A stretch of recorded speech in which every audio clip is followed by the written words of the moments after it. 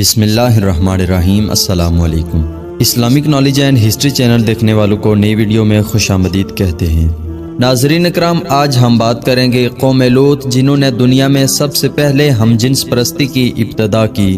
تو ویڈیو میں آگے چلنے سے پہلے آپ لوگوں سے التماس ہے کہ چینل کو سبسکرائب کر لیں اور بیل آئیکن کے بٹن کو پریس کریں تاکہ ہماری آنے والی ہر نئی ویڈیوز کا نوٹیفیکیشن آپ کو ملتا رہے۔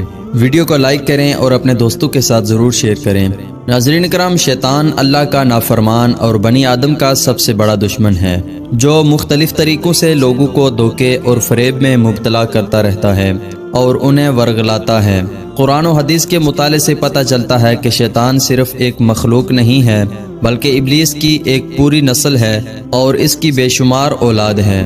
قرآن مجید میں شیطانی ذریت کا ذکر ملتا ہے، جو شیطان کے چیلے اور اس کے کاموں میں اس کے مددگار اور معاون ہیں۔ بیان کیا جاتا ہے کہ شیطان کی کئی اولادیں ہیں، جن میں ولہان نماز اور عبادات میں وسوسے ڈالتا ہے، مسعود لوگوں میں افواہ پھیلاتا ہے، واسم گھر والوں میں لڑائیاں لگواتا ہے، مرہ گانے بجانے کے گناہ کو عام کرتا ہے، اور اسی طرح ابلیس کے کئی بیٹے اور پوتے ہیں جو مختلف کاموں پر مقرر ہیں۔ شیطان کی ان اولادوں اور ذریت میں ایک نام لاکیس کا بھی ہے۔ لاکیس دراصل شیطان کی بیٹی ہے، جسے ابلیس نے ایک خاص ڈیوٹی پر مقرر کرتے ہوئے قوم لوط کی طرف بھیجا تھا۔ قوم لوط دراصل تاریخ کی ایک طاقتور اور مالدار قوم تھی جو اردن کے علاقے میں آباد تھے۔ یہاں سرسبز و شاداب وادیاں تھیں، جن میں سدوم اور عمورہ کے نام سے دو علاقے آباد تھے۔ ابلیس نے اہل سدوم کو اس طرح گمراہ کیا کہ شیطان ایک دن انسان کی صورت میں سدوم کے لوگوں کے پاس آیا اور اس نے ان لوگوں کو آپس میں ہی مرد و مردوں میں شہوت کرنا سکھایا۔ ان لوگوں کو یہ برا عمل بہت پسند آیا، لہٰذا یہ لوگ آہستہ آہستہ اس عمل کے عادی بن گئے اور وہ روزانہ بدفعلی کرنے لگے، یہاں تک کہ اگر کوئی مسافر سدوم کے علاقے سے گزرتا تو یہ لوگ ان مسافر مردوں کو بھی پکڑ لیتے اور انہیں اپنا شکار بنا لیتے۔ وقت گزرنے کے ساتھ یہ لوگ اس گمراہی کے گڈھے میں گرتے چلے گئے اور یہ لوگ عورتوں کے بجائے مردوں اور لڑکوں سے زنا کرنے لگے اور عورتوں کی طرف انہیں کوئی رغبت نہ رہا، اور کھلے عام اس عمل کو شہر کے چوک چوراہوں پر کیا جاتا تھا۔ ان کی ہر محفل میں مردوں کا رقص اور ان کے ساتھ عیاشی اور زنا کرنا ان کا دستور بن چکا تھا۔ اللہ نے ان کی طرف اپنے بندے اور نبی حضرت لوط علیہ السلام کو بھیجا، جنہوں نے اہل سدوم کو اس گندے عمل سے توبہ کرنے کو کہا اور فرمایا کہ کیا تم لوگ وہ بے حیائی کرتے ہو جو تم سے پہلے اس زمین پر کسی نے نہیں کیا ہے؟ تم مردوں کے پاس جا کر اپنی خواہش پوری کرتے ہو اور اپنی عورتوں کو چھوڑ دیتے ہو۔ تم لوگ حد سے گزر چکے ہو۔ لیکن قوم لوط پر ان واعظ و نصیحت کا کوئی اثر نہ ہوا، بلکہ وہ الٹا لوط علیہ السلام کے خلاف ہو گئے اور انہیں مجبور کرنے لگے کہ تم اتنے ہی نیک اور پاک ہو تو اس بستی سے نکل جاؤ۔ اہل سدوم کا مردوں سے زنا کرنا اور بدفعلی کرنا ایک گناہ ہی نہیں تھا، بلکہ اس عمل سے وہ خدا کے بنائے ہوئے خاندانی نظام کو تباہ و برباد کر رہے تھے اور ایسے سنگین جرم کی ابتدا کر چکے تھے جس سے افزائش نسل کا پورا قدرتی نظام برباد ہو رہا تھا۔ بہرحال جب قوم لوط کے مردوں نے اپنی عورتوں سے قربت کرنا اور ان سے اپنی خواہش پوری کرنا چھوڑ دیا تو ابلیس کے لیے یہ ایک سنہرا موقع تھا کہ وہ اس قوم میں ایک اور نئے گناہ کی ابتدا کرے۔ لہٰذا ابلیس لعین نے اپنی بیٹی، جس کا نام لاکیس تھا، اسے اہل سدوم کی طرف بھیجا۔ لاکیس جنات اور شیاطین میں سب سے زیادہ حسین و جمیل اور خوبصورت تھی۔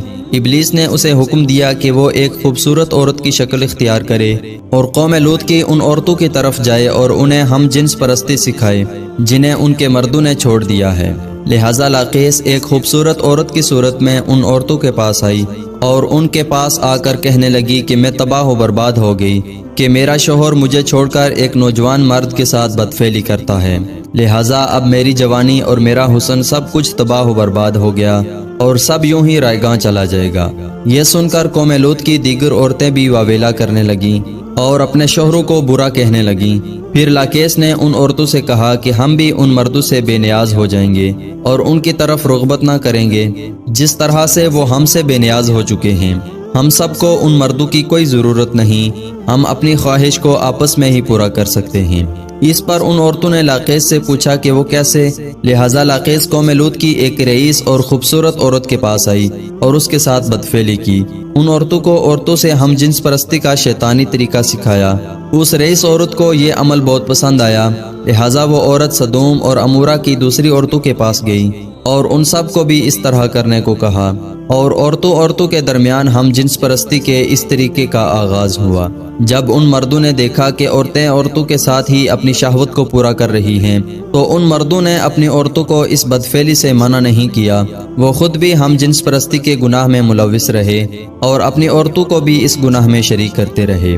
آخرکار جب قوم لوط کی سرکشی اور گناہ حد سے تجاوز کر گئے تو اللہ نے ان پر پتھروں اور آگ کے انگاروں کا عذاب بھیجا، جس سے ان کے جسموں کے پرخچے اڑ گئے۔ سدوم اور عمورہ کی 5 بستیاں بالکل تباہ و برباد ہو گئی۔ سدوم اور عمورہ اور ان علاقوں میں ہونے والے اس ہم جنس پرستی کے گناہ کا ذکر نہ صرف اسلام بلکہ توریت اور انجیل میں بھی ملتا ہے، جس میں ان علاقوں یعنی سدوم اور عمورہ کو سندھ سٹی بھی کہا گیا ہے۔ اس کے علاوہ عقادی صحیفوں اور قدیم یونان کی تاریخی ریکارڈز میں بھی سدوم کے گناہگار شہر کا ذکر ملتا ہے، جس کے مطابق سدوم اور عمورہ تاریخ انسانیت کے وہ پہلے علاقے تھے جہاں سے ہم جنس پرستی کا آغاز ہوا تھا، اور ابلیس کی بیٹی لاقیس نے بعد میں اس گھنونے گناہ میں مزید اضافہ کرتے ہوئے وہاں کی عورتوں کو بھی ہم جنس پرست بنا دیا، جسے جدید دور میں لسبیان کا نام دیا جاتا ہے۔ سدوم اور عمورہ کے بعد ہم جنس پرستی کی یہ بیماری قدیم مصر، یونان، چین، افریقہ اور یورپ میں بھی پھیلتا چلا گیا۔ دور جدید میں یورپ اور امریکہ نے ہم جنس پرستی کی سب سے زیادہ حمایت کی، جو ترقی یافتہ معاشروں میں بھی بحث کا موضوع بنا، اور اس گھنونے جرم کو حقوق انسانی میں شمار کرنے کے مطالبے کیے گئے۔ دراصل اللہ نے ہر جاندار کے نر و مادہ جوڑے پیدا فرمائے ہیں۔ یہ نر و مادہ نسل کی بقا کے لیے ہیں۔ ان کا آپس میں جنسی ملاپ قدرت کے قانون کے عین مطابق ہے۔ انسانی قانون کسی حال میں بھی قانون الہی کا بدل نہیں ہو سکتا، اور قوانین الہی کے فائدے اور برکات کو کسی انسانی قانون کے ذریعہ حاصل بھی نہیں کیا جا سکتا۔ آج اس جرم کے حامی ہم جنس پرستی اور لسبیان کمیونٹی کو سماج میں درجہ دینے پر خوشی منا رہے ہیں اور دار تحسین حاصل کر رہے ہیں، لیکن قرآن و حدیث ہمیں یہ بتاتی ہے کہ لوط علیہ السلام کی قوم بھی اسی طرح خوشی منا رہی تھی اور وہ بے حیائی کا مظاہرہ کر رہی تھی، لیکن جب اللہ کی پکڑ ہوئی تو وہ قوم نیست و نابود کر دی گئی۔ اللہ تعالیٰ سے دعا ہے کہ اللہ تعالیٰ ہم سب کو ایسے گناہوں سے محفوظ رکھے۔ ملتے ہیں اگلی اسی طرح کی ایک اور معلوماتی اور اسلامی ویڈیو کے ساتھ، تب تک کے لیے اللہ نگہبان۔